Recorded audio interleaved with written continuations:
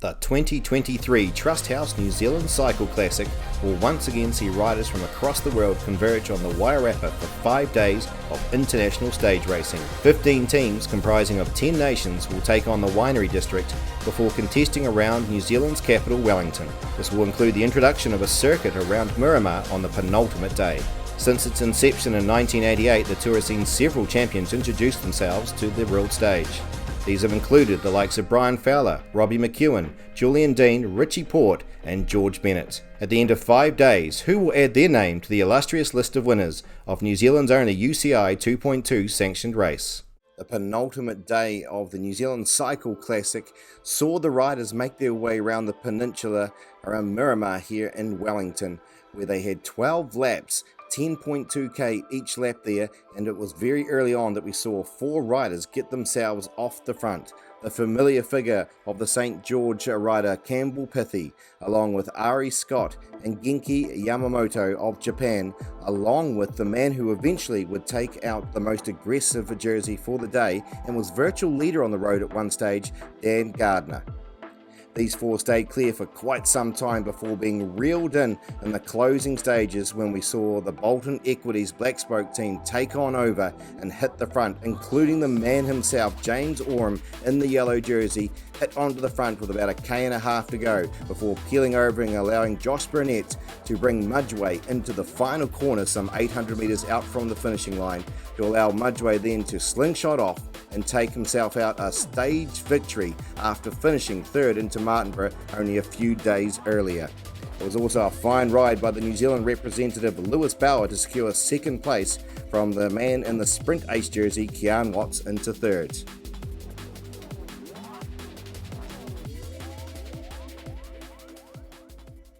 Well, Kian, we've made it to the final day and still the jerseys haven't been decided, particularly this green jersey.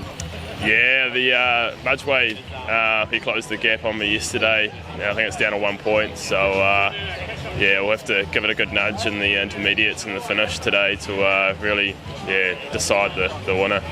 So for the uninitiated watching this show here, how exactly do you try and control the sprints through here with the sprint ace? Well, the sprint laps are 15 minutes in, half an hour and 45 minutes in. So when we hear we'll be looking at the Garmin and trying to time when these sprints will be. And then once we hear the whistle, we'll try and position ourselves as good as possible into that final corner. It's going to be a headwind finish. So yeah, I try and get around Luke. It's going to be no easy task, but I'll give it a go. And of course, fantastic support here in Wellington once again. We've got folks off the cruise liner, we've got people that have come in from all over the country here for the centre of the city for some great racing. Yeah, Wellington always, it's always nice to race around, and the circuit's not too bad, I don't mind it. So yeah, it's good to have some crowd support. We're here with Lewis Bauer, of course, second yesterday into Miramar, so the legs must be still feeling pretty good at the latter end of the tour. Yeah, feeling, as the tour has gone on deeper, I think I'm feeling better. Every stage I'm getting a bit better and learning the lead outs and stuff, Kian and stuff, so yeah, hopefully get a good result today. Yeah, what are you expecting today as they head out onto this very quick stage? Well, we've got the green jersey, so our priority is to defend that with Kian's with intermediate sprints. And then if we get that task done in the race, hopefully I can go for the final in the end. And how's your whole week been for you as an individual? You've enjoyed your time with these riders? Yeah, it's been a mega week with the New Zealand boys. We're unlucky Zander had to pull out. We had the white jersey then, but it's been good. The weather's got better as the tour's gone on, so more motivation. And coming off this, what's next on the cards for you? Nationals next, and then over to Europe for my first season as a U23 rider. So yeah, looking forward to that. Well, we wish you all the best, not only for today, but going over to Europe. Thank you very much.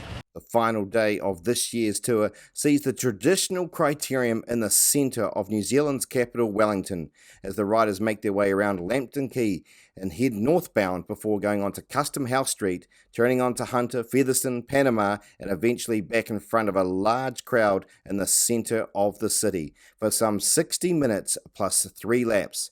A lot of jerseys still up for grabs, including the yellow jersey, and it's very tight at the top of the leaderboard here with mere seconds covering the top 10 riders.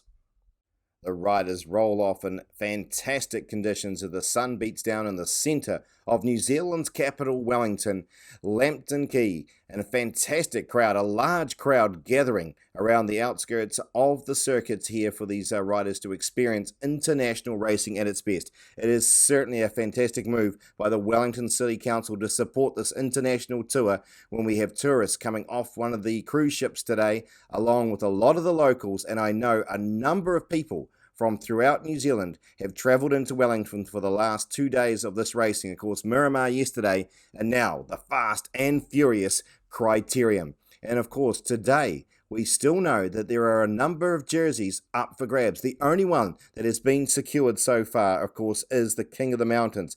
That is well and truly on the shoulders of Matthew Wilson here for Rush Valo Ridley. But the remainder of these jerseys, including the general classifications, sees the top 10 riders spread over about 30 seconds. Only 17 seconds covering the top 3 riders. So Orum's team no doubt will know, and they will put themselves to the very forefront of the race and try and control things as much as they can with their 4 remaining riders here in the tour. And you can see these outstanding shots as the riders make their way down the streets of Wellington here, and the crowd's building up to support them as we see riders heading off the front. Now, another great story sitting inside this today, of course, is the challenge for the green jersey. Currently, you saw him go through in about 4th wheel there, 5th or 6th. Yep, there he is. Kian Watts, the New Zealand representative. He currently has a 1-point advantage in the Wisweiler Sprint Ace from Luke Mudgeway. Camden Faint, James Oram, Dan Gardner are all in the mix there, but really, it's going to be Watts versus Mudgeway all day long. So we will watch in anticipation to see what these guys can produce. They'll be following each other's wheels because they have 3 sprints up for grabs throughout this particular stage here at 15 minutes, 30 minutes, 45 minutes, and then the double points up for grabs in the final sprint to the finish.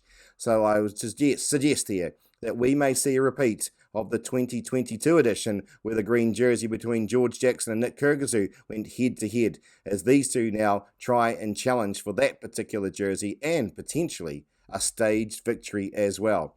But of course, you've got a number of international teams sitting inside here. They have come so close, so many times over the last few days, with 2nd and 3rd overall in the various stages, but haven't quite managed to take a win. So they too will be looking to try and take out some sort of a great result for themselves here. The likes of the Case team, they've got the Matthew Rices of this world who are in the top 5 in a number of the stages, as these riders now start to pick up the pace and stretch themselves out here. And you can see the rubber band is snapping for 1 or 2 riders as they start to approach close to 600 kilometers worth of racing over the 5 days. A reminder, we're racing for 1 hour plus the 3 laps here for these riders, and with these accelerations out of the corners, life is going to be difficult for 1 or 2, as we see the Mitre Q New Zealand Cycling Projects off on the front there, making life difficult for 1 or 2 here, including, of course, the New Zealand representative, the mountain biker there, that's going to try and ensure that he can make life tough for some of these riders. Ben Oliver, already been prominent, number 41, as he puts a bit of pressure on the front of the field, and again, they stretch on out. But the man in yellow, Oram, as always, staying cool, calm and collected. He's well surrounded by his teammates, the likes of the Josh Burnett's. You've got Curry in there, and of course Mudgeway, who they're hoping could take out not only the green jersey, but also the stage victory here today. Could he get the double of 2 stages in a row? That would be an outstanding effort there for the team for sure. But of course, there's a lot of riders still knowing this is their final opportunity here to try and get themselves the win. As you look to it, you can see the Case team going through with 2 men. They've got the likes of Rice, as I said, sitting in 2nd wheel, being led out by his teammate, just keeping himself nice and handy. The bright orange helmets of Rujai. They've got some good riders that have been handy all the time there. Of course, they've got the Dutchman sitting in 3rd place, Van Eagleton. They've also got Lucas Carstensen, who a man who finished in the top 5 yesterday. So he's obviously starting to find his legs as this tour has progressed. Kyrgyzou there of St. George team, moving up as well. Can he get himself up here today for the Kiwis? Well, we're about to find out as the lap boards come out, as the commissaires come on out, allowing the riders to know if they have to be pulled out of the tour, as a few of them are starting to be lapped by this fast and furious pace here of the peloton. They're whipping around here, on average, around the 2 minutes for the 1.6 kilometer journey here. And constantly, riders trying to get off the front, but constantly being dragged very, very quickly back into the peloton. So no one really getting any great opportunities to try and get themselves off the front, or at least an opportunity to open a gap of which they can settle into it and try and stay clear of the field. As we see the riders cruise on through here, looks like they might be trying to secure a few of the points.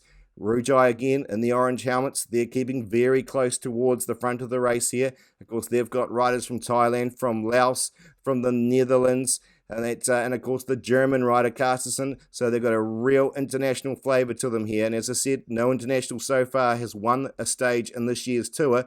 Can they put themselves towards the front of the race? We're going to find out here very shortly. But Oram again powering onto the front, shutting things down here, along with his teammates, not scared to do the work here, as we know a number of the teams have been hit pretty hard throughout the week with the sickness, and that has reduced the numbers within some of these teams, who all started with some 6 riders at the beginning of the 5 days worth of racing, many of whom now are down to 4, and in some case even less here, which makes life even more tough, more challenging in which to approach to try and control things. But Black Spoke back onto the front again. Mudgeway sitting in third wheel. They'll be getting ready for some more of the points available in the sprint ace as they hover up and around the bottom end corner. They basically descend down one side of Lambton Quay if you haven't been here before, and then it's a bit of an incline all the way up to the top, a bit of a right-hand kicker around the outside, and come sweeping into the finishing line. So the opportunity with these Wiz Wireless Sprint Ace points available is they'll be able to practice coming into that finishing line there. As you could see it going under the barrier there, it's not far back to the corner. In fact, probably only about 150 meters tops that they'll sweep into it there. So placement is all important. It's always about position, position, position when it comes to cycling, knowing exactly where to place yourself. And that's where we'll see the strong teams, the teams that have done a lot of riding together, as we get into our second to last lap here for these riders, of knowing how to ride as a team unit, knowing where to place yourself. And if you're out of place, if you've got a strong team, they'll very quickly ensure that they drag you through and position yourself into the right spot. So coming into the final lap, the bow lap, and it's very tight at the top of the leaders board. They've been going head to head, of course, the guys in the sprint ace there.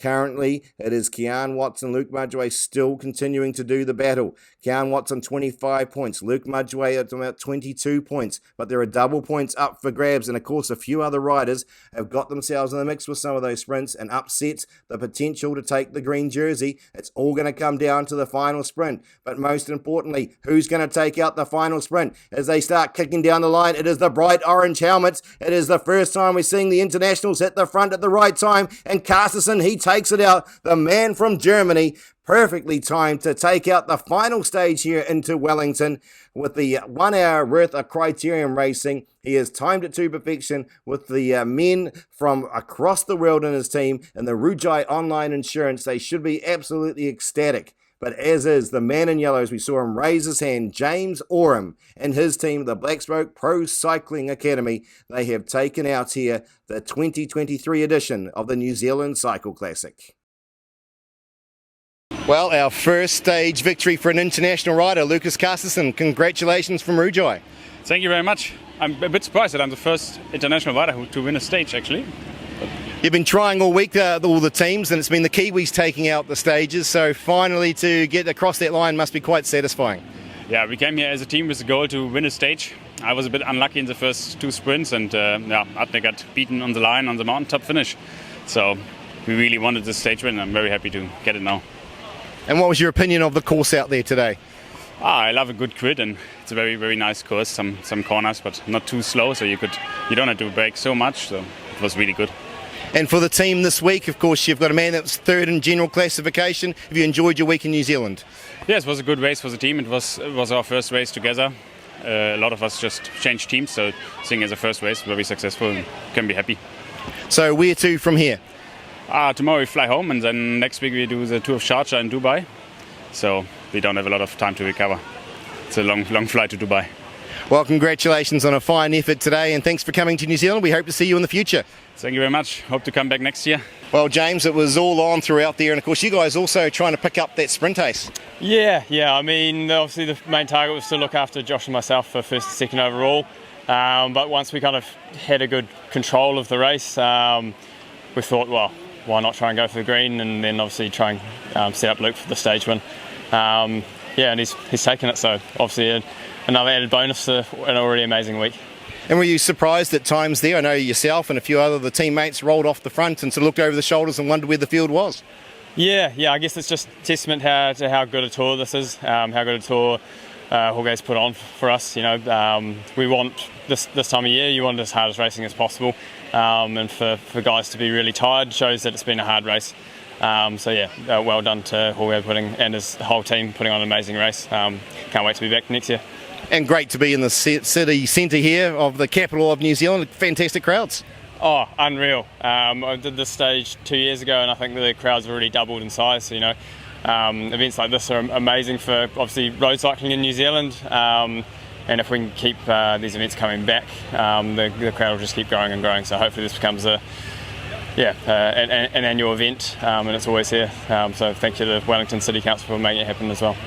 And I know it's only been a few minutes since the stage win here, but how does it feel taking out this tour at the start of this year? Satisfying? Yeah. This is one that's been on my list for many years. It just shows you that if you have a good team around you, the right environment, that anything's possible. So a massive thank you to Murray, Tale, Scott, and the whole team of Bolden Equities Blacks folk for obviously getting behind me, having my back the whole way, and giving us this opportunity. Well, Luke, she was a tough battle out there for that green jersey. Yeah, it came down the last sprint, which was always makes it real exciting.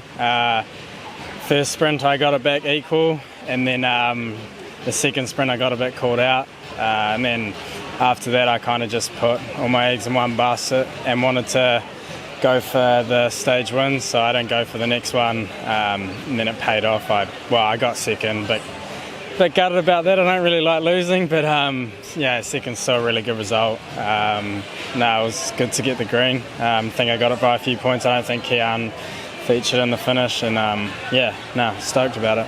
And how satisfying taking the green jersey as well as stage victory this week? Yeah, really satisfying. I've just really started focusing on my sprinting again, which I haven't done for a few years. It's a big focus for me going into my European season this year, so I'm stoked that I could come here and get a feel for it and see how the legs are shaping up against some other riders. And obviously it paid off. I got some results in a sprint taste jersey, so yeah. And of course you've got a massive support base, both riders of course on the bikes, but also off the bikes. There's a lot of crew out there supporting. Yeah, we have Murray Bolton and his partner Tale looking after us. You know, they've invested a huge amount into all of us, and they're backing us and pretty much New Zealand cycling. And it's a massive investment to get 20 riders racing in Europe. So we're super grateful for him over the last 3 years, and this is our 4th year with Bolden Equities. So we can't thank them enough. Without him, a lot of us riders probably wouldn't have any in a team or something like that. So it's been and the development as well. Like, we've got these young guys coming through, not getting lost in Europe. So we're developing that talent, and hopefully we can see a lot more Kiwi riders at the Tour de France in the future because of it. Well, Camden, she would have been fairly nerve-wracking coming into this afternoon stage, under 10 seconds covering the top 5 in this white jersey. To be honest with you, Julian, I don't ride a crit too well, so I was shitting bricks a little bit, but now me and the boys pulled through and pretty stoked with that, so yeah. And it must be a very satisfying week coming away with the jersey, but just the way in which the team was prominent at the front all week long. Yeah, we sort of only ended up with 3 by the end, but whoever was there on the day always gave it a good crack, and had a few days in the break with various different guys, so it was a bloody good week. We had a lot of fun, yeah. And I know it's not long since the end of the stage, but is it sunken in that you've taken out a classification and an international tour?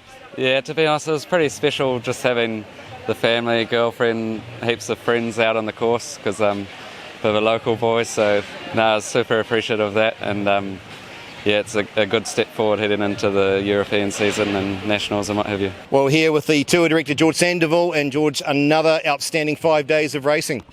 Yes, very happy with the way everything went. A bit worried about the weather for the first couple of days. You know, the rider getting sick, and it's dangerous racing in the wet. But we managed to get through and finish today in Wellington, the capital of New Zealand, with an amazing crowd. It's really, really amazing. Mind you, all the 9 months of work, so rewarding, you know, and to see all these people sharing. A lot of the people probably never seen a bike race, but they get, because of you, the commentator, get so much into it. They go home with a, you know, really, really happy about seeing something right in the middle of Wellington. If you were to take out one particular highlight for the week, what would that be for you?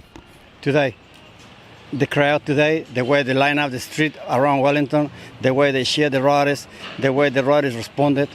And it's amazing, you know, it's just, you don't see this thing very often in New Zealand. And when does planning for 2024 begin for you? The hardest part is now in the next couple of weeks to pay all the bills.